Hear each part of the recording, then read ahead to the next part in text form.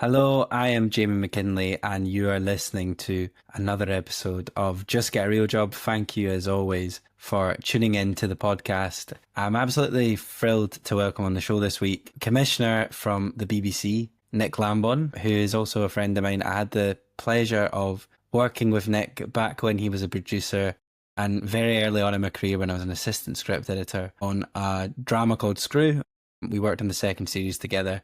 And we'd never had a commissioner on from the BBC, so I really appreciate Nick making the time to come and chat to us. It's a really interesting episode. I think particularly if you want to have a career in TV, or if you're interested in the sort of behind the scenes of how drama and things like that all operates, you're really going to enjoy this episode. It was an absolute pleasure having Nick on the show finally.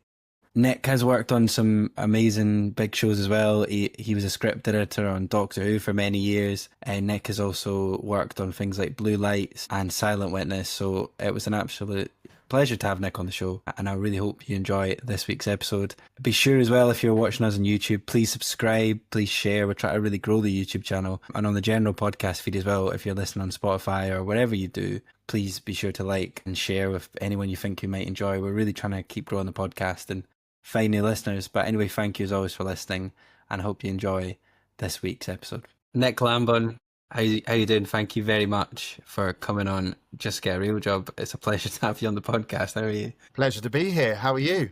I'm good. Well, Nick, we worked together on Screw. You produced the show many years ago. It's kind of a bit weird having you on the podcast, but just for the listeners, for context, you're a commissioning editor at the BBC now. We'd never had one of them on the podcast before, so it's kind of cool to have you on. It'd be interesting to chat to you about the role because you're a commissioner. It's a big deal. I guess it is a big deal. It's a bit strange. I didn't plan it, but it is a really great job. And there's a lot of myths about what commissioners do. So maybe we should talk about some of those. I don't know. Yeah, it's also just very. This is something I used to joke to you about on Screw, that I would one day have you on the podcast, and now it's actually happened. I'm like, this is a bit quite feel real.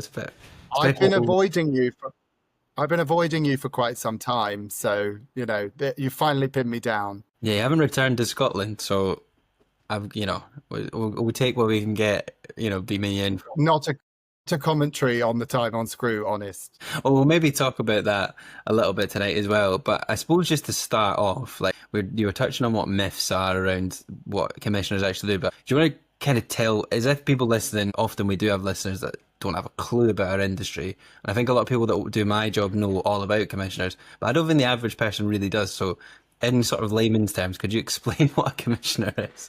No one needs to understand what a commissioner does, really. But I'm a commissioner for the BBC. I think it's always slightly different at different broadcasters. But the BBC, it sort of falls into two categories, really. The first is obviously commissioning, finding, developing, putting forward new programming, new shows, new scripted developments that we can take forward. And that takes up obviously a lot of time, and that involves meeting a lot of people and hearing a lot of pitches. And then the other half of the job, but it never quite evenly matches out over any given week or day, is looking after shows that are already in production, that have already been greenlit and commissioned.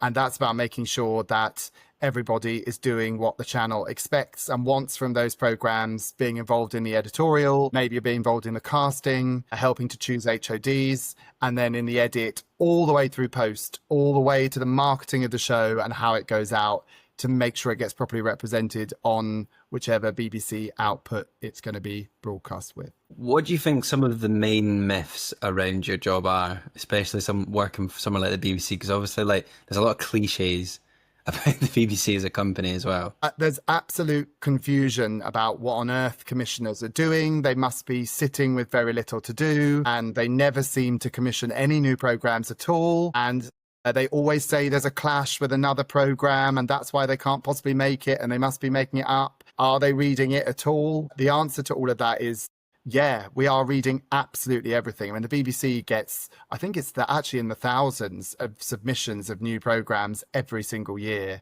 And not just me, obviously, that would be crazy, but a team of us are reading absolutely every single pitch and script and idea and meeting with as many writers and producers as we possibly can. And we're trying to sort of pitch back to the industry what it is we want and we need, because inevitably The superpower of the BBC is that it makes a lot of stuff. The scary thing about the BBC is it makes a lot of stuff. And so what that means is we have to help people kind of navigate. I'm making at the moment a lot of crime dramas or thrillers or whatever the genre is. Or Lindsay, my boss, as the head of drama, is saying, you know what I'd really love? I'd really love a show set on the moon or whatever it is. And then we're trying to communicate that to the rest of the industry without being too sort of, development takes a really long time. We all know that. And so what you don't want to be doing is changing that narrative every single week and going, actually, we'd like something set on the moon. No, we wouldn't. We'd like a cop drama. No, we wouldn't. We'd like it to be set on Mars. If you do that all the time, no one can develop in that climate. You're trying to set the trends and the general direction of where it is we want BBC drama to go over the next couple of years. And then it's up to other people much cleverer than me to bring me fantastic ideas that I can get really excited about. And then hopefully we develop them from there. There's quite a lot of there's a lot of cogs to the job as well. Do you think often people think you have way more power than you do as a commissioner? Do you think people sometimes make out as if commissioners decide absolutely everything, but it's actually very complicated? There's a huge system in place and lots of voices and yeah. Oh, yeah, it's completely. I mean, look, people who've seen W1A will know that the BBC is not a straightforward organisation to work for. So there's some of that kicking in.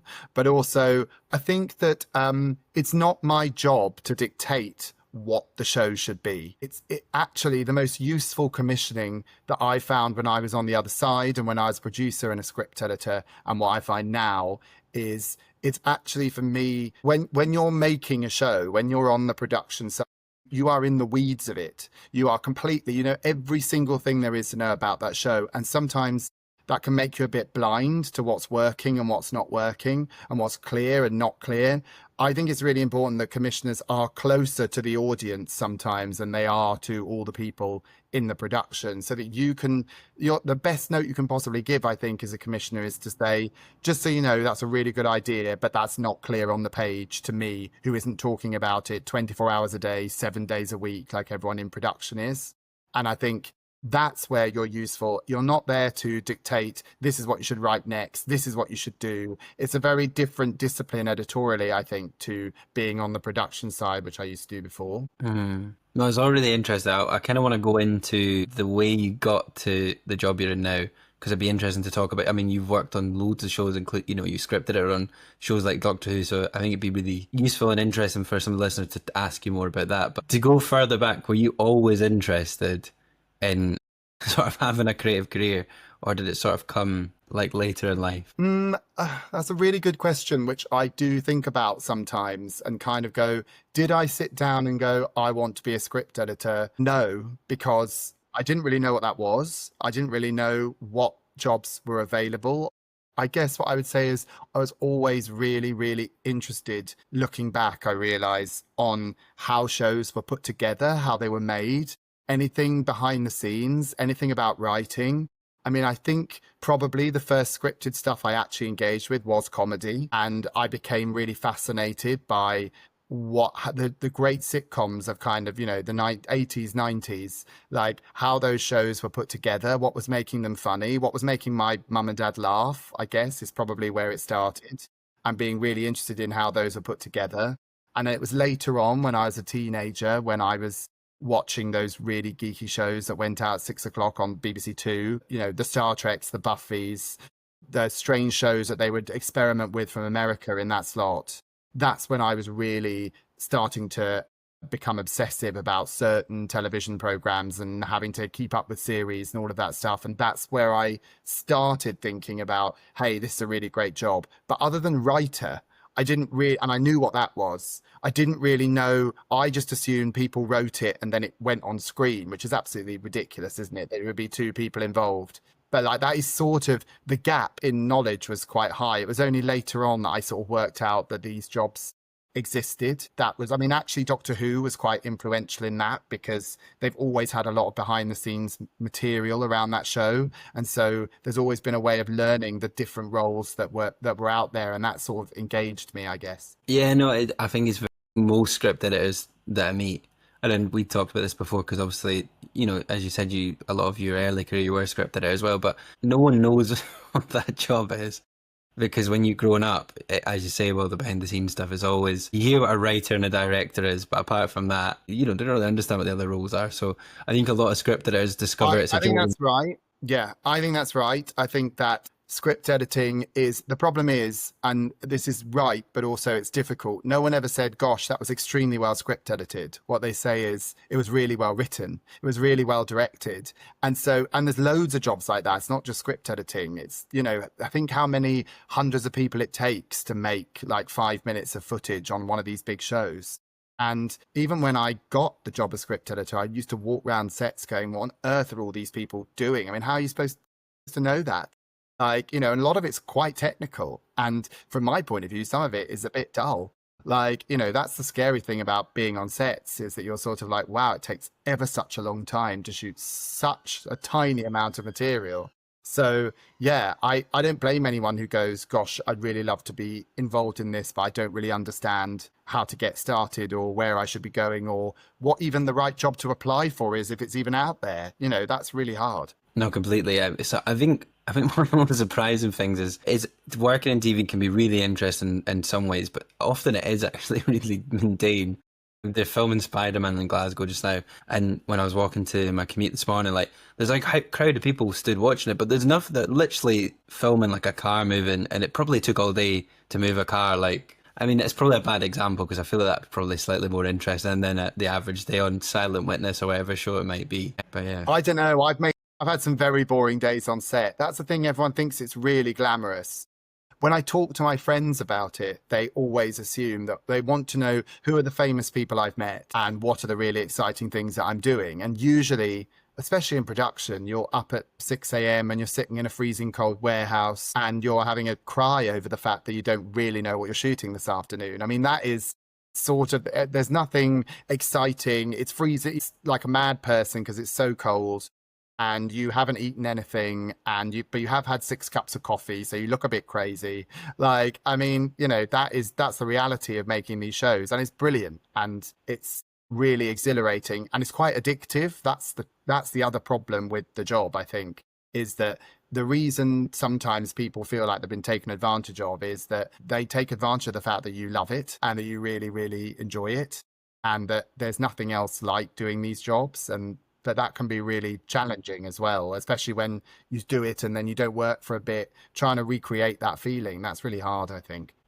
I think also sometimes that makes people put up with maybe behavior or conditions that they wouldn't otherwise accept, like long hours or whatever it might be. I mean, talking about cold warehouses, it just kind of brings me back to, you know, working on a show like Screw with you for 6 months. That was off most of what a lot of that experience was like. It was very cold and a lot of long days. They never shoot things in, you see glamorous locations on screen, but so much of studio space, and like when I did Silent Witness, it was in this sort of strange industrial estate near West Acton by a dodgy alleyway near the railway line. And there were mice, and it was like no one else wanted to go there. There wasn't enough space for everyone. It was a very, very strange complex to be shooting a show in, but that's where the main sets were. And like you say, on Screw, we were in the Kelvin Hall. And I mean, you know, spoiler alert, I'm not from Scotland. It was -9 in the day when we shot some of the scenes on Screw. I had to walk about 10 minutes to the set on some of the days. And I thought, no, I'm sorry, I can't make it. What am I going to do? It was so cold. But yeah, the secret is to not let any of that show to those people who are watching the program. Lots of people don't care and they shouldn't have to. They should be able to tune into their favorite show and just enjoy it and get taken somewhere else. And they shouldn't know how hard we worked. That's to make it look like we're the elegant swan, no matter how hard we're kicking underneath, isn't it? That's what all these television jobs are. That's again why it's so challenging to go, what did you ever want to do this job, or what job do you want to do? Because so many jobs in television are about making sure you're not noticed, that people don't know that you did your job. People talk about costumes or they talk about set design or scripts often when they notice something they didn't like. And that's not what you want. That's not what you want people to be. That's an interesting observation. I also want to ask, like, I suppose an interesting thing on from that is, like, what was your sort of first step into TV? Like, how did you get into the working in it at first? It's absolutely mad. Like, it's not a conventional way at all. I became a publicity assistant for a now completely defunct, went bankrupt distribution business.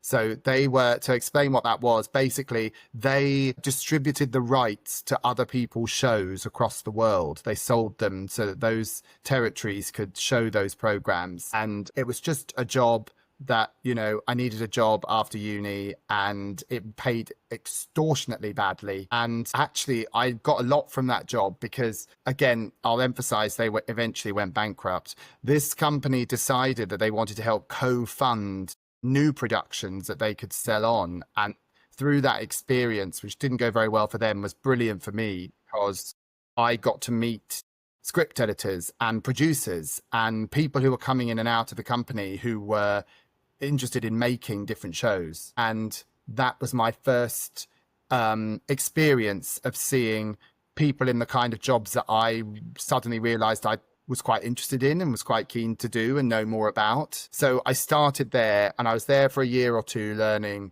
And then I went to Holby City to work in the story department there. So I was a very junior. I was the story department's researcher.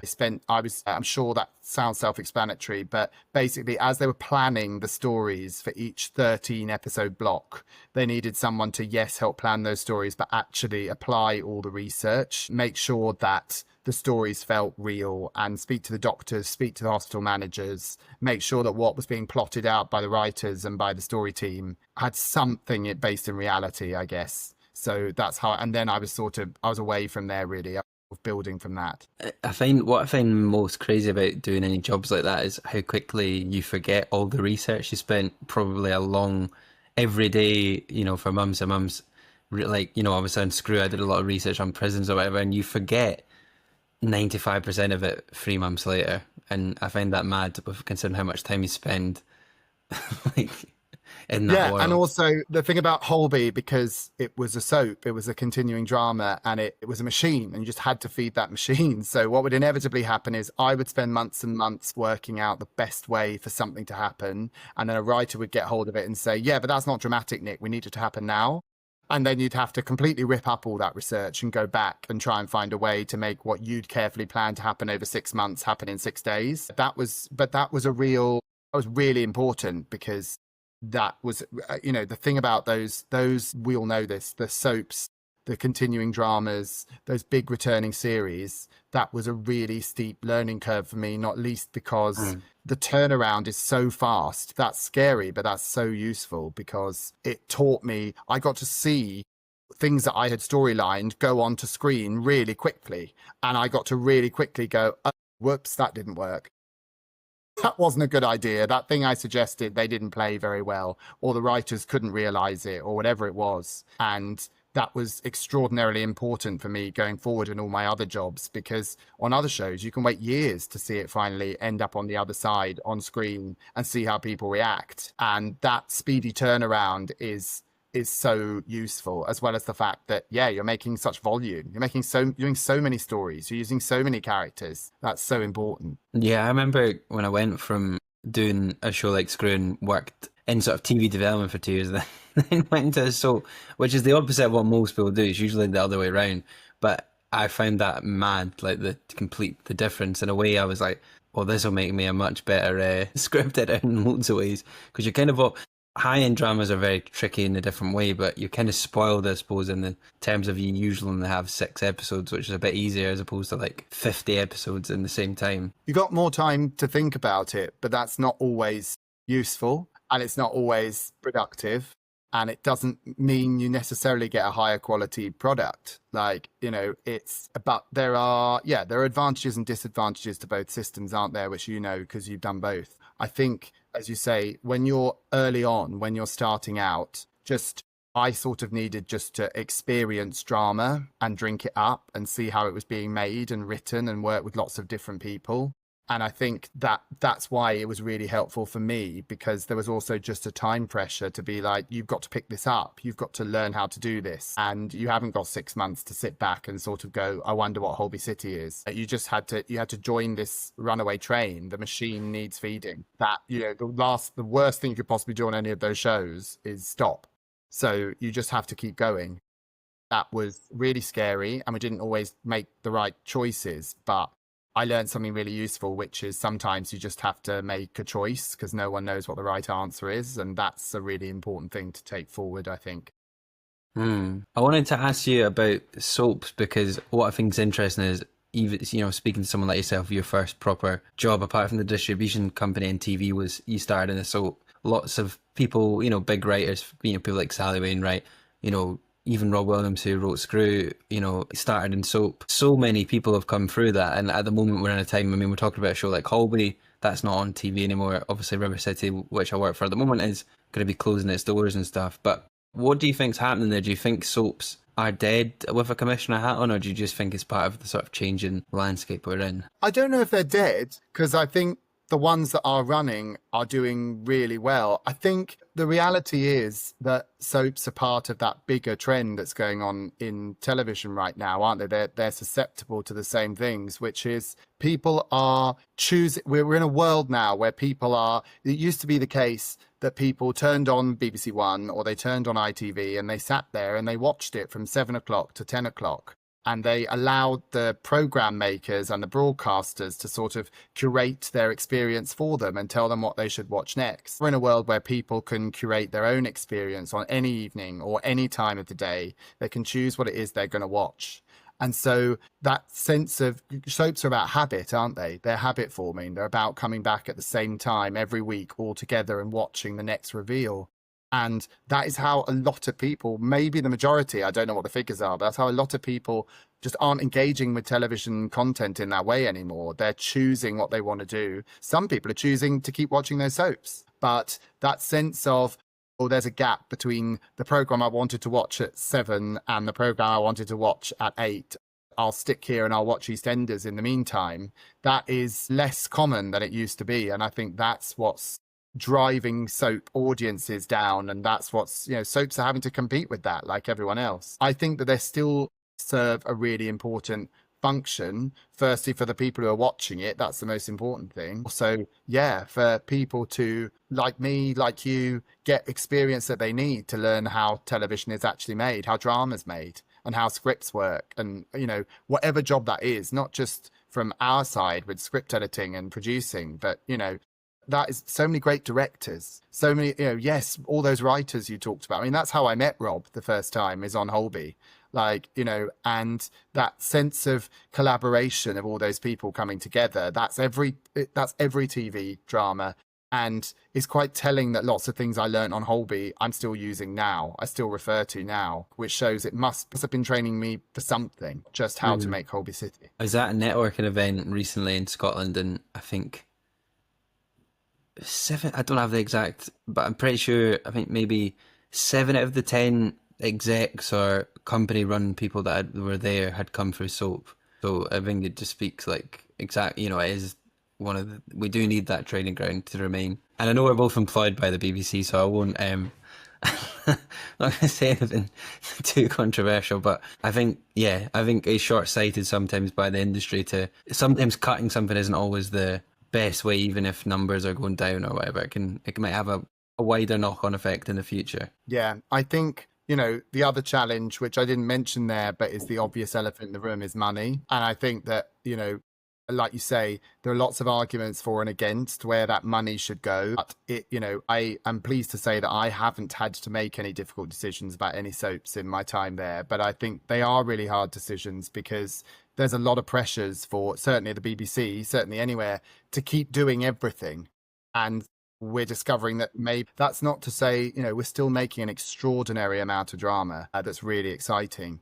But, it's trying to prioritize, isn't it? And you're always, every show is going to be someone's favorite. That's the other struggle. Really, I think what we have to do is, rather than look at it as, oh, these soaps have gone, therefore the opportunities to train people are diminished, is we have to really look really hard as an industry, as commissioners, as whoever we are, at, so what's going to replace those opportunities for those people? If we can't make a show like River City, that's regrettable.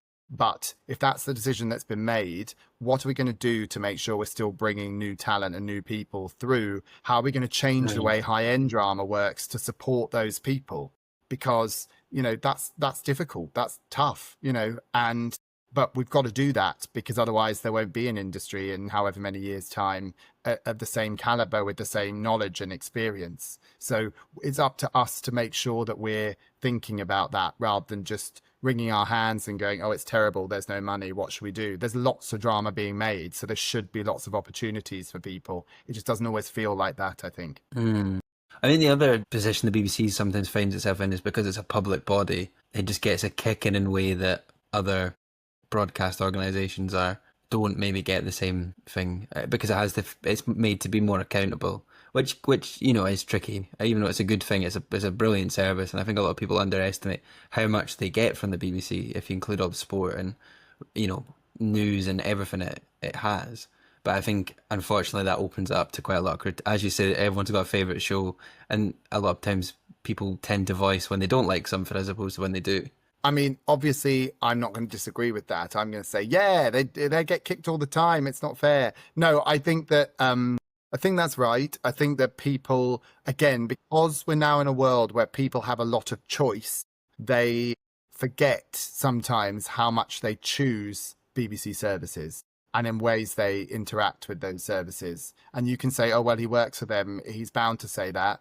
But in my private time, I get to choose whatever I want to watch and whatever I want to do. And I'm constantly amazed how often I return to or engage with the BBC in whatever way. And I think that's really important. I wouldn't be able to do this job if I didn't think it was an important institution. Some people will disagree with that, but I think it still has a really important role to play. And some of the standards that it sets, those streamers, those new they want to be more like the BBC, believe it or not. Like, their model for how they're going to make their businesses more successful is to copy some of the things we have done very successfully for a very long time. So ignore that at your peril, I think. No, for sure. I think a lot of the time people think, oh, I pay $12.99 a month for Netflix, but they don't actually realise that that's actually, you don't get that much for that service, really. But yeah, it's a complicated discussion, and I'm not criticising Netflix. They obviously make some good shows, but I think sometimes if you think about how much you get from something, you don't always realise it's maybe more than you think. I want to talk about Doctor Who and your time there, because I mean, I know from knowing you growing up, you were obviously a big fan of the show, and you touched on the behind the scenes stuff. It must have been a bit mental to sort of end up working on a show like Doctor Who. In quite a senior role, really, because scripted it on a show like that's, it's a big job. So it's funny that, because I spent a lot of time before I got that job, or before that job came up, thinking about doing that job and really wanting to do it. And then as if this ever happens to people in real life, wanting to do that job and then getting an opportunity to actually do it is insane. And I'd spent a long time thinking about it. And then as soon as I got the job, I slightly panicked because I thought, oh my God, what am I doing here? Do I want to meet any of the people that I think are fantastic and clever and brilliant? And when I did the show, it was Stephen Moffat, who was the showrunner, and it was Peter Capaldi, who was the Doctor. But I genuinely, maybe this is kind of arrogant. I knew that I knew how to do that job because I'd sort of been doing an apprenticeship in how that show worked for a lot of my life. And not just that show, but shows like that. And so, I mean, that show was incredibly hard to do. It still is. It's amazingly difficult to make. And I think people they underestimate how difficult it is to make that show because it doesn't conform to any rules of drama at all. It shouldn't work. It shouldn't be made. And yet it's a mega hit. So, it just goes to show, what do we know? It was, I mean, in the 1960s, it was basically commissioned by Focus Group. We need something to go in this slot to reach this audience, and let's do it. Let's make sure it's educational about history and science. It's completely mad. That's not the way to commission a show at all, and let alone for it to be successful and be a hit. And I think that so it was scary, but I was so excited about it. And I did longer there than I expected to. I was there for a few years, either because I thought they were going to get rid of me or because I thought, I'm going to have to move to Cardiff. Do I want to do that? What am I doing here? And actually, I just loved it. That's why I stayed there, the creative opportunities. And the other thing is for me not only was I getting to work with some incredible writers, and that's really what I wanted. I wanted to get access to writers I couldn't access on the jobs I'd done before. And that's what that show gave me. That was the primary reason to do it. But also, it was an amazing opportunity for me because to make that show as the script, you need to be across all the departments. You need to go and see everyone, because if you're making science fiction, you know, when the script says the alien has yellow eyes, you would be amazed when you bring all the HODs together what people think that means. Do you mean the iris is just yellow? The whole eye is yellow? The eye's glowing? There's lasers coming? Everybody interprets that slightly differently. And so you've got to help the showrunner and the other execs and the producer communicate what it is we want to see, because so much of it inevitably are just making up. It's a spaceship. I don't know.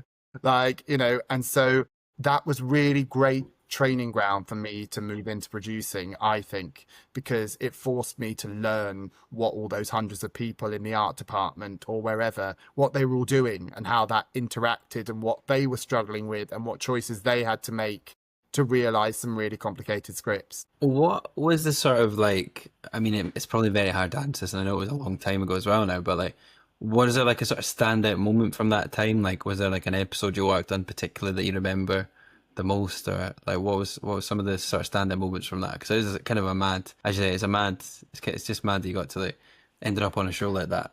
Wait, as such a fan. What's funny now is that is the show that will probably be attached to me forever, which is kind of lovely and kind of strange. Like, I know when I meet someone who's a Doctor Who fan, they start talking to me about it. Even if I haven't mentioned it, I've never met them before, they will start bonding over it. They tell me, lots of them reference the same episodes that I did, which is also quite strange because I didn't write them. So I did work really hard on them, but like, I feel a bit embarrassed of like, thank you very much. Yes, it is a superb episode. No one says, gosh, didn't I work on a superb episode, especially when you were the script editor. There were a couple, there's an episode called Heaven Sent, which everyone is now obsessed with. Were at the time, and they really are now, which is effectively, I mean, it's essentially a Peter Capaldi monologue, although you wouldn't know it when you start watching it. I mean, it's an extraordinary performance. It's an incredible bit of writing from Stephen. My memory is just, Stephen used to deliver the scripts in chunks. So like, he'd be behind, so he would deliver part 1, part 2, but that was just the script. And you would sort of see him revising it as it went along. So by the time we got to the end of the script, as the person who was, and we full of typos. I mean, some sentences didn't make sense and he knew it, but he would just send it over to you because he's just downloading it from his incredible brain. And so actually you felt as you were doing it, like you were in his head and you were trying to decipher it for everybody else. And that is both a very funny and a very dark place to be, Stephen Moffat's head. But I loved that. I loved being so close to people who had really clever ideas, and also how funny it is. He's really, as a writer, he's funny. The other writers were encouraged to be funny. I loved all of that. And I think, but yeah, definitely that episode. The episodes you remember are the ones that you got away with by the seat of your pants. I think that about every show I've ever done. The ones that went smoothly, where everyone went, yes, congratulations, you wrote a fantastic episode, that felt like they just came off the conveyor belt. We were like, great. The ones that people love and I go, that one was quite difficult, actually. They're the ones that you really hold in your brain, where you just didn't, or where we didn't know how to make it. We didn't know if it would work. Like, again, it's funny because Doctor Who's been in the news a lot recently, and there's been a lot of looking back at Series 10, which is a series I did, and everyone's saying how great it is. And I'm like, that's not what everyone said at the time. Like, you know, so like, it's also, because it has such a legacy and such a long tail, Doctor Who, it's a really amazing show to work on because people are still talking about things I made in 2016. I mean, that doesn't happen. I made another show for Left Bank Pictures called DCI Banks. No one's watching that. No one realizes it was just as hard. It was just as difficult. Like, I worked with just as amazing people. The legacy of that show means that some of those episodes will sort of haunt me, if that's the right word, forever. And I'm really grateful for it. And I'm just delighted that I had a good time, because it'd be awful if people were coming up to me and talking to me about it and I hated it. And actually, I'm like, no, it was a lot of fun. It was really difficult, but it was a lot of fun. Heaven Sent really has aged, like, from, you know, that run. Like, it's been referenced so much recently. I suppose Audrey has been in the news, and as you say, fandom's so interesting because I remember when the Capaldi era was on, the amount of people that would, critique it or, say, oh, this is rubbish compared to like what we had. It's interesting how things develop over time as well. We always thought it was brilliant. We always thought he was amazing. But it is really interesting to watch the love growing for that. And that's the era I see referenced all the time. And yeah, Heaven Sent's a funny one because I always thought it was brilliant. None of us knew if it was going to work. Like, just because I loved the script didn't mean it was going to work as an episode of Doctor Who. Stephen didn't know it was going to work. He'll hate me for saying that. But none of us, because you just can't know whether something, you don't sit back ever and think, well, we've just written the greatest episode of all time. I mean, how arrogant and crazy are you? Like, all you do is, the thing about working on all these television shows is you spend most of your time obsessing over the things that tiny little details that you worry everyone's going to spot. Most of the time they just go over their heads, but that's what you obsess about and worry about for most of the time. Thank you very much for listening to part 1 of this week's episode with BBC Commissioner Nick Lambon. Welcome back for part 2. Remember to subscribe wherever you're listening to podcasts. I'm not going to pretend to your listeners, as you can probably tell, me and Nick are in different outfits. And we had some software issues completely on my end the other day. So Nick has very kindly reconvened for me, and we're going to finish this week's episode and keep chatting to Nick. How are you tonight? We'll pretend as if I'm reintroducing you. Yeah, let's pretend. If people can't see, I'm wearing a tux. It's for the second half. I'm looking really formal. No, I'm not at all. Yeah, no, I'm all good. I'm ready to continue this grilling. So I just asked you about Doctor Who when we were last chatting on Monday, and you'd talked all about your experience as a script editor. I kind of want to ask you next about how you transitioned into becoming a producer. So I know before you went on to sort of produce on shows like Silent Witness and also on Screw, which is where I met you, that you also worked on a show called Sandwiching as well. But how did that whole chapter in your life come around? I think by that time, when I was finishing up on Doctor Who, I really wanted to be a producer. Clearly, I'd gone mad. Now, I really, really, really wanted that gig. And so I'd been sort of doing a bit of an apprenticeship of that for a while. And then when I went to Red Planet Pictures and started talking to them, they wanted to make a new Jane Austen adaptation. It was quite unusual, quite different, written by Andrew Davis, who obviously did the very famous Pride and Prejudice with Colin Firth's Sweatshirt and lots of other dramas besides. They sort of had an opening for me to work on script, but also to be an assistant producer and start to shadow, as it were, the producer on that and just start to get more of a feel of what the day-to-day life of a producer was going to be. And that looked like a really good transition, a really good stepping stone to seeing whether it was something I did really want to do or if it was just an idea that I had, and also just to get more experience. And I think probably lots of people listening get frustrated by this, and bad news, it doesn't get any better the higher up you go.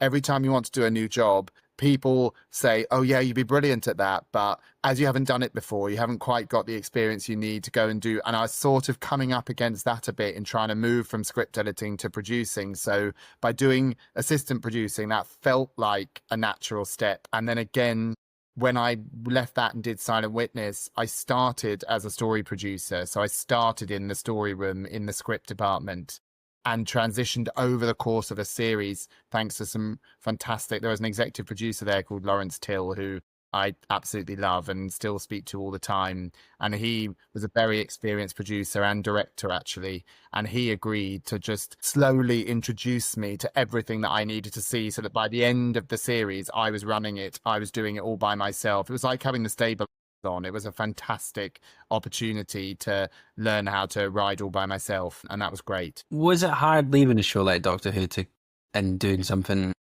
kind of different? Because obviously those shows are all very different to such a big show like Doctor Who. Or did it feel like, as you'd said, the sort of natural next step?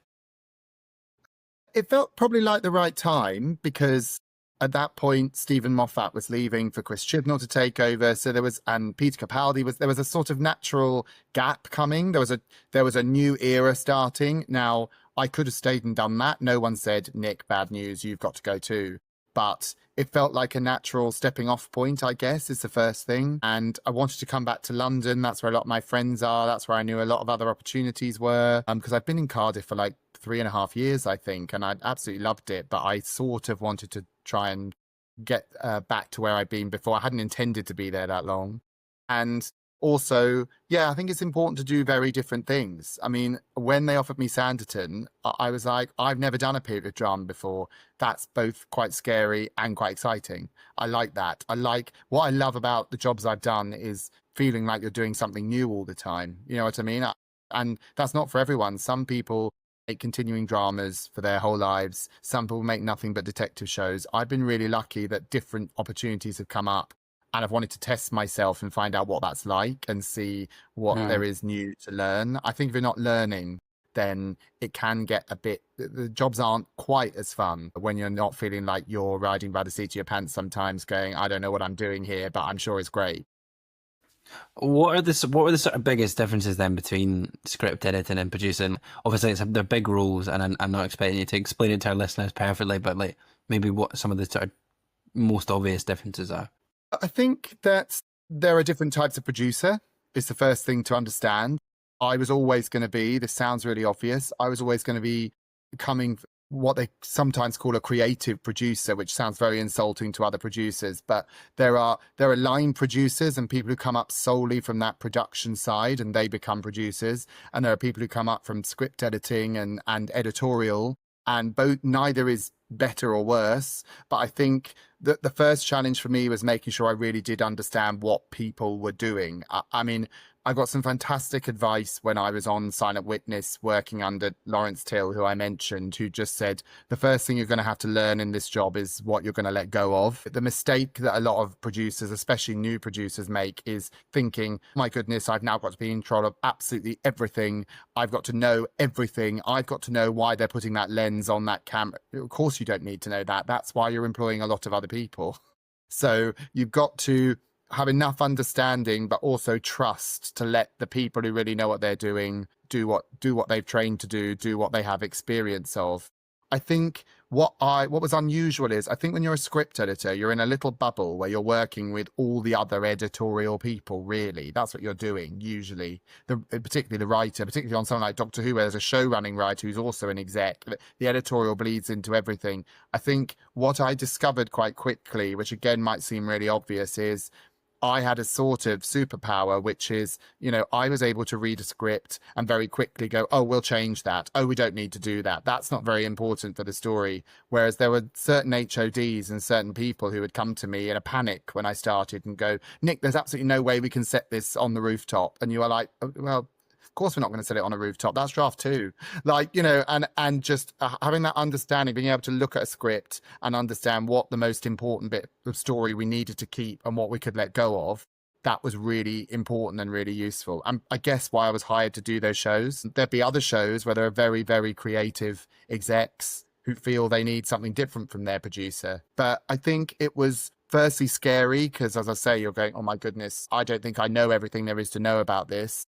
But also, it was kind of reassuring because I was also like, oh, I do know some of this. I may not have put it into practice, but I have spoken to actors. I do know how to explain the script. I do know how to explain the story to people who aren't familiar with the way the process works. So, yeah, that sort of sounds like good and bad, doesn't it? But I guess that's what everyone feels when they start a new job. This, as you said earlier in our interview, like sometimes, the job of our job in TV is often to make something without the audience realising that anything went wrong. They don't care about the hard work, they just want to see the result. What are the sort of biggest, I suppose you maybe kind of touched on it there, but what's the most challenging thing of being a producer? Because there's a lot of pressure that comes to it. When I worked with you on Screw, there was always been some very challenging days on that job. And, it's very stressful. You're kind of carrying the weight of lots of people on your shoulders. Yeah, I think the one thing that's drilled into you as a producer is you must complete the scene, complete the day, complete the entire shoot, get it done, get it finished. And there's a rhythm to that. I don't know if you think this, but I think when you're actually in production and you're there, it's a bit like a beating drum, isn't it? The schedule. You become a bit of a slave to it. You've just got to complete everything. And I think a lot of people come to you as the producer, and the way they phrase problems and questions, they do make out like it is your job to fix it. And again, I think it sort of is your job to help them fix it. But again, you've got to sort of step back for a minute and think to yourself, but hold on, I'm not a production designer. So of course I don't know the exact answer. All I can do is talk from my point of view about what's the issue and what's the story we're trying to tell and why is that difficult? Explain to me what might be possible. I think being curious and asking questions to help people find the answers for themselves, that's a really important part of being a producer. And also communicate. I mean, all of our jobs, every job that anyone's ever done, especially being a producer, communication is so important. Being transparent. And that doesn't mean telling them everything you know. You know, sometimes you know things as a producer that you absolutely cannot tell everyone else because you're either because it's confidential or you're sitting on something that you know will completely panic everyone. You don't want to tell them that tomorrow's location has collapsed because hopefully you're going to fix it by the end of the day. You want to make sure that, you know, you are being clear, and if you don't have a script, explain why you don't have a script and what you're going to do about it and what the timeline of that is going to be. There's no point in trying to cover that up. People need to know why. You need to try and explain why you're making some decisions. And I think the last thing, I think I said this while we were working together, but I think the funny thing about being producer is you're asked to make 38,000 decisions a day. What you realize as you've been doing it for a little while is sort of doesn't matter sometimes what decision you make. If that wall is blue or green, it's not actually going to impact anything. They just need someone to make a decision. And the worst thing you can do is spend 3 days thinking about whether that wall is going to be blue or green, because everything will stop. Everyone will lose confidence in you. He can't make a decision. He doesn't know. He's never seen the color green. You know, they all panic. And actually, you know, there are really big, important decisions, but actually there's a lot of decisions that you just have to make and secretly don't tell anyone. They're not that important, actually, in the end. The show carried on and everyone was happy and we went on to the next scene. The sort of last question I have for you on producing is sort of working with talent as well, because obviously you're not just working with crew, but as a producer, you're also having to be quite front-facing with the actors and often quite big, you know, well-known people. Obviously on Screw, we had some big names. We had a pigeon in an episode, which I obviously had to produce, which, you know, one of my sort of main memories from that show, weirdly. What a diva. We'll never work with that pigeon again, Jamie. You know, I mean, he was an absolute nightmare. He had a day of filming his own trailer, you name it. I just remember that day particularly, which is why I brought it up, because I think you'd come back from Peterhead or something, and we were literally the morning schedule was just a pigeon being filmed, and you having to make lots of decisions about this pigeon. And I was like, hell, how have I ended up working in this industry? This is mental.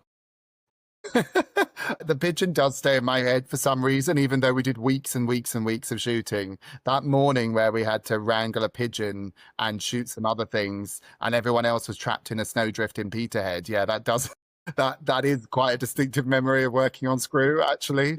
And I'm not sure if it was warmer in the snowdrift in Peterhead or in our freezing cold studio back in Glasgow. It was all completely mad. Yes. I don't know, but no. You mean talent apart from a pigeon? Have I worked with anyone? I worked with anyone better than that pigeon? Yes, I have. Let's get that on the record. Yeah, I don't know really. I think that, you know, occasionally you do get a bit starstruck when you meet someone for the first time that you've seen on telly or you've seen in a film, and you're really like, oh my goodness. But very quickly, it's like writers. It's like when you talk to writers or when you talk to anyone on the crew, like they're normal people who've got their own insecurities, and you have to quite quickly work out what those are and how you're going to reassure them that none of those things are going to cripple them and bring the production to a complete standstill. I think, again, you've got to be quite open with people. And it's not about burdening them and sitting them down and me telling them all the problems that are going on in my head. But I think you want to listen to what they're worried about and try and say, hopefully as the producer, you don't need to worry about those things. Like you don't need to worry about the fact we didn't complete that scene today. We're going to come up with a solution and we'll film it tomorrow, or we'll film it in 3 weeks' time. I don't know. And I think people are very frightened in TV of saying the words, I don't know. And I found the longer I do it, the more I say it, because not that you want to be saying it in answer to every single question, but I think it's okay to show that, no, I don't have the answer to that immediately, but I will, and you can leave it with me and I will find out and I will fix it. You've got to be responsive. I think you've got to be, for talent in particular, I think you've got to be visible. I don't think you can be the producer and sit in your office all day, which you could because you've got a lot of work to do and you've got 100 emails, and it'd be a lot easier if you just sat at the laptop. But I think you have to be, no matter how difficult the day is, no matter how stressed you are, you have to be available to people for them to find you. When they see you, this sounds silly. It's not like we're in the army or anything, but people take confidence from the fact that you're just there, that you're willing to like face up to the fact that, yeah, you know what? It's really cold. We're all really tired. We're all a bit ill. Today hasn't gone very well, but Nick's sitting here with us and going through the same things with us. I think that solidarity is quite important for producers. And I certainly, as a script editor, work with producers who do sit upstairs and don't come down to the floor. And it makes a huge difference to morale. It makes a huge difference to, you don't want to create us and them. I think I've never liked that. I think you need to be available to people. Well, just for the listeners, I'll vouch for Nick. He actually does practice what he's saying on this podcast, because when I worked with him, he actually had to give up his office for the COVID department to put their equipment in, so he didn't have an office. So there you go. It was very visible. Well, I guess that does remind me that, yes, the other thing about a lot of my producing career is that it was during COVID. And that was obviously terrifying, like the real heights of COVID when no one knew how to even make television anymore. But that was sort of, with hindsight, not at the time, it felt like the world was ending. But with hindsight, that was quite useful to me as a new producer, because everybody had something new to learn. Nobody knew how to make drama under those conditions. And it meant that actually really understanding, no, that's the story we're telling. We can drop the rest of that. That became absolutely invaluable to getting shows made. So, but no, alas, my office. I'd forgotten that someone had offered me an office. No, alas, that disappeared. It was gone. I was homeless very quickly. Day two or something. The last sort of question on producing, but has your sort of production experience, is that must have helped a lot in your new role as a commissioner for the last few years at the BBC, because you actually can probably emphasise when you're commissioning a show and working with production companies that are making shows, like how it all sort of works from a practical point of view. Yeah, I mean, the answer to the first bit is God, yes. I mean, I don't know how I couldn't be a commissioner if I hadn't already done that work of being a producer and a script editor and worked on productions, because as a commissioner at the BBC, I can be looking after 8, 9, 10 productions. They're all at different stages. So some of them are in really early prep and they don't need my help. Some of them are about to be transmitted. But I'm working on loads of shows at once, and you need that language and that rhythm and being able to, you first need to be able to talk to people on their level about the experiences that they're having. You need to be able to give notes clearly. You need to understand what impact the notes you're giving are going to have. You need to know that how important is this note if we give it the night before they shoot, it's going to blow everything up. Like, do we really need to say that? Do we really need to be engaged in that as commissioners? But yeah, I think the other thing is that not all commissioners come from production at all. In fact, a lot of them don't. But I think that certainly with the shows I've done, what I hope and what people have told me is knowing that I've done that job reassures them that I'm not wasting their time, that they're not going to have to over-explain things to me, that if I'm asking a question, it's coming from a place of wanting to help rather than just being a bit ignorant about how anything on the production side works. But yeah, I have to interact with a lot of different executive producers and writers at any one time, on any one day, any one week. And they all have their different strengths, weaknesses, things they're worried about, things they don't worry about. Some of them worked for the BBC for years and years and years. Some of them have never done it before. So there's lots to communicate and guide them through, I guess. That's really interesting. I've got a few sort of bigger picture questions for you, which might be hard to answer, but I suppose we kind of touched on this earlier when we talked about soap and changing viewing habits and stuff, but the industry's going through a lot of changes on paper at the moment, with anything from viewing habits. We've got things like AI coming into the equation, just it feels like a bit of an odd time in the world in general. But what's your sort of take on that as a commissioner? What do you think the biggest challenges facing not just the BBC but the industry in general are at the moment, and what are the sort of exciting opportunities? I think lots of people probably know those big challenges that are coming down the track. I mean, or they're already here. I mean, AI is here. And I think my biggest challenge with AI is understanding it. What can it do? What can it not do? What does it mean? And I hate to sound like I'm 100 years old, but I'm very happy to use AI if I know what the advantages are and how that works. And by understanding it, that is how I will make sure that people are not being exploited or pushed out of their own work or whatever there are I can see lots of pitfalls with AI. There's also lots of advantages, but if I sort of sit and let it happen around me as a commissioner, and so we have to sort of educate ourselves and keep doing courses and keep talking as an organization about where is it appropriate, how do we use it. I think the really big thing that's affecting most people is probably funding, and the fact that, you know, it is getting harder than it was before to, you know, fund shows and make as many shows as we were post-COVID, when that huge boom happened and it felt like absolutely everybody was making television all at once. And that is threatening a lot of jobs, and it's threatening, you know, a lot of creative opportunities. I guess, you know, I worry about saying this on this podcast because I think it makes me sound like I'm sitting in my ivory tower. But, you know, when we were making Screw, and we were in the height of that bubble of, oh my goodness, there's so much being made, there's so much going on, there were negative things about that too. It was very, very difficult to crew that show because so many people were being offered so many jobs that were paying so much money. And they were joining on a Monday and quitting on a Friday because they'd been offered hundreds more. Like, you know, that wasn't a sustainable business model either. I'm not saying we've now moved to something that's better. I just think there are challenges on both sides about how we make sure the industry has to be sustainable. You don't just want one job. As freelancers, we want sustainable, solid, continuous work. We all want to be working. As someone who was a freelancer for 10 years, the fear when your contract ends, the assumption, no matter how experienced you are, that when your job ends, you'll never work again, it just goes into your head straight away. It's how you think. I was very bad to be a freelancer. It doesn't suit my personality at all to not have that certainty of work. And even though I did it for a really long time, and I think that, you know, we have to think about how do we make the industry as sustainable as we possibly can, and there are enough jobs coming through. We slightly talked about it with soaps as well. If things are changing, and it's stupid to deny that they are, they're changing really, really quickly. We've got to change the way we work and the opportunities we give to people. And we've got to think differently about what is an entry-level job, or whatever those crazy terms are.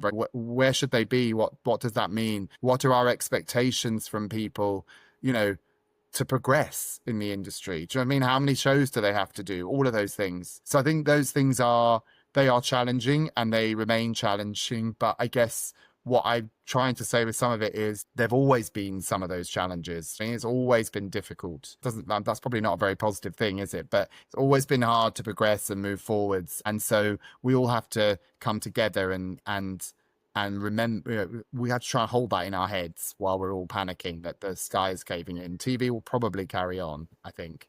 But there's also lots of really great opportunities, I think, because if shows are being made on a lower budget, if shows are being made in a way they used to be made, say 5 or 10 years ago, people will be trusted, you know, to make those shows in a way that they wouldn't. You know, a new producer like me is not going to get the equivalent of Game of Thrones series 1. That's not going to happen. But I am likely to get a show like Silent Witness that's made on a much smaller budget, that's made with much smaller people. If television is moving back towards that model, that is a cause for celebration for people who want to get first jobs and who want to move up into the next jobs, I think. Do you think it is moving towards that then?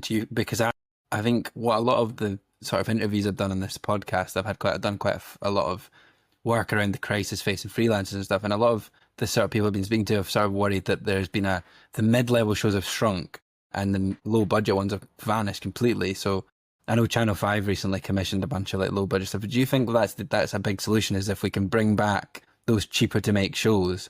Because even when we did Screw, that became quite an expensive show to do, even though traditionally that wouldn't have been. And that was a big issue that we faced as well.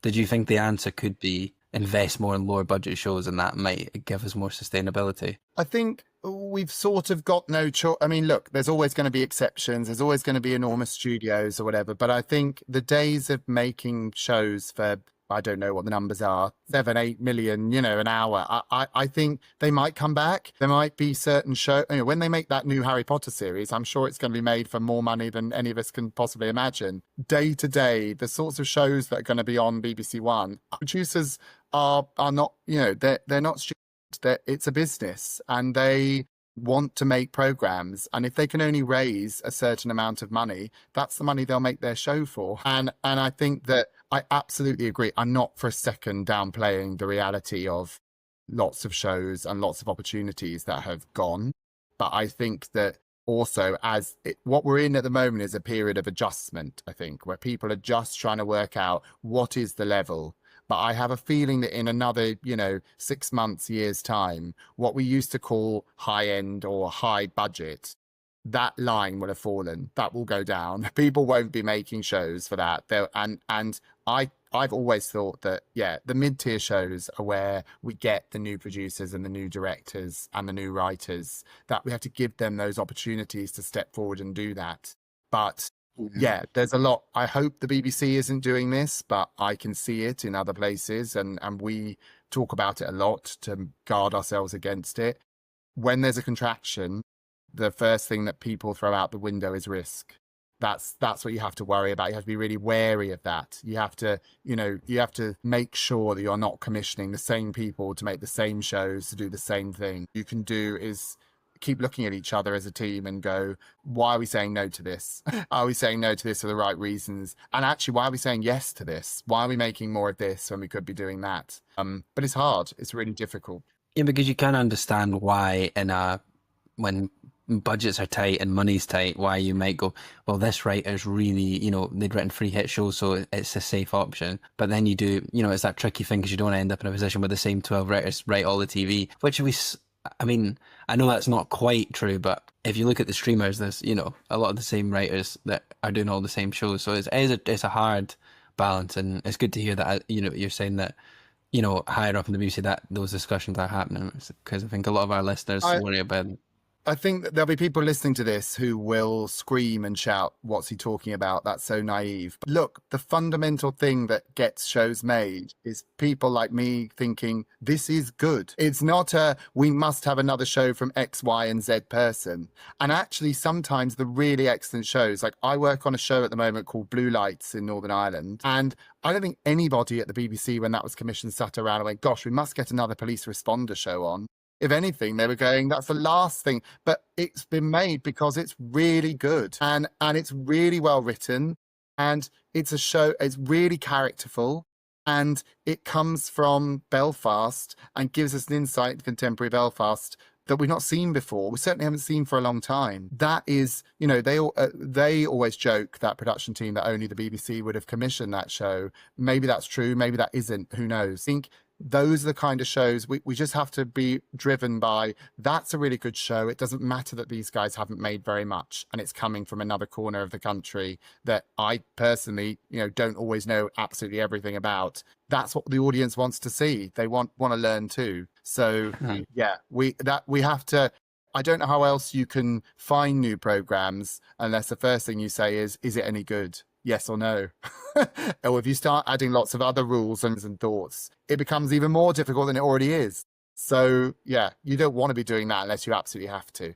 No, it's all interesting stuff. I've just got a few more questions for you. One of them is just about the sort of biggest lesson you've taken from your career so far. I asked this to most of our guests. My goodness, I think that's really, really difficult. I think that I sort of half answered it probably. I think being as open and communicative as you can is so important. And the other thing I would say, and it's partly by having this conversation and talking about all the things I've done, I worry that when you get to a certain level, people then look at your IMDb and they see it as a sort of straight line of carefully planned choices and decisions, and there's people who've recurred in my career. And I met Rob Williams on Holby, and then we worked together on Screw. And there's other people. Lindsay Salter's the head of drama. We were very, very junior script editors at Left Bank Pictures together a long time ago, and now we're working together again at the BBC in very, very different jobs. And I think rather than thinking, it's all been carefully planned and it's gone here, don't say no to anything. Like, I took jobs just going, okay, I don't know anything about that. I'm not even sure I want to do that. I wasn't someone who watched Holby City religiously before he joined Holby City.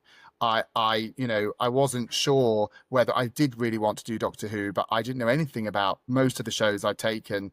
And even if it wasn't the greatest experience, even if the show didn't do very well, I met someone, I learned something, I engaged in some way that led to the next thing, or maybe the next thing after that, without me realizing, without me engaging with it. So I think, yes, it's really important to have a goal and think, I want to get there, but also be open to how you might make that journey and how you might get to that final destination. Because what you've probably learned by doing this podcast is you could line 100 people in TV up and ask them how they got their job, and frustratingly, they've all got a very different answer. So embrace it, I think. I think we've done 175, maybe more of these podcasts now, and it's mad how different the journeys are for everyone across the creative industry. Yeah, there's no right path, which I think is very helpful for people, because sometimes people listen and go, oh, well, I didn't do that at 18 and blah blah blah, so there is no right path. You sort of started to answer it there, because usually our closing question on the podcast is, what is your advice for anyone wanting to navigate, in your case, a sort of career in TV? But what would your closing advice be for anyone? I mean, you did kind of answer some of that there already. I think, again, this is going to probably sound really daft, but I think be a fan of TV. Watch TV and love it. When you're meeting people for that awful thing, which we've all done, by the way, so no one should ever be afraid of emailing someone who is in a senior position and saying, can I get some advice? Can we go for a coffee? Especially in this day and age, because you can jump on Zoom. You don't have to travel to London from Newcastle and start. You did when I was starting out. You had to always travel up at your expense and see people. Have a half-hour conversation and ask people the questions you want to ask them, because they'll probably respond, and they'll probably be really lovely because they remember being that person. And what they want to see is, they want to hear the passion. They want to hear what it is you would love to do. It doesn't mean they're going to then offer it to you, but at least they can get a sense of who you are, what your taste is like, because actually that does count. That does matter. Of course, there are writers and directors and people deciding how a show is going to look and feel, but they want to know if they can work with you, if you're going to enjoy that experience together. So I think don't be afraid to approach people, but also be open about, what you love. If you absolutely love Jane Austen, tell someone. You can't be wrong. That's the great thing about it. What you love cannot be wrong. It might not be that person's taste, but that's different, and that's probably the start of a conversation. Yeah, for sure. And I think, just to add to that, I think always don't just talk about the most well-known show that was on Netflix as well. If you love to try and watch everything, whether that's the soaps or whatever's been on BBC that week or ITV that week, just to show that you're watching stuff that's coming out, not just on the streamers. I think that is usually really helpful if you want to show you're passionate about TV. I agree, and it's always stayed with me, and I didn't believe it, but it really was true. People would come to interviews on Holby City having not watched Holby City, and I sort of couldn't believe it, and they really did.